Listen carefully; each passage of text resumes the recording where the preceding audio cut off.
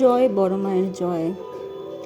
2021 সালে social media থেকে আমি প্রথম বড় মায়ের কথা জেনেছিলাম, তার অলৌকিক কাহিনীর কথা জেনেছিলাম। 2021 থেকে আজ অবধি এমন একটা দিন যায়নি যেদিন আমি বড় মাকে স্মরণ করিনি বা মনে মনে বড় মাকে ডাকিনি। অনেক ফলও পেয়েছি, কিন্তু আমি এখনও অবধি বড় মায়ের কাছে যেতে পারিনি। বলে না, ঠাকুর যতদিন না তোমাকে ডাকবে ততদিন তুমি ঠাকুরের কাছে যেতে পারবে না। হ্যাঁ, হয়তো সত্যিই বড় মা আমাকে এখনও ডাকেনি, তাই জন্য আমি বড় মায়ের কাছে যেতে পারিনি।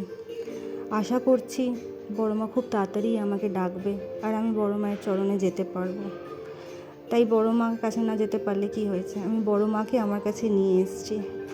বড় মাকে আমার আসনে আমি রেখেছি, রোজ পুজো করি, রোজ বড় মাকে ডাকি। আরও কাছ থেকে যেন আমি বড় মাকে দেখতে পাই।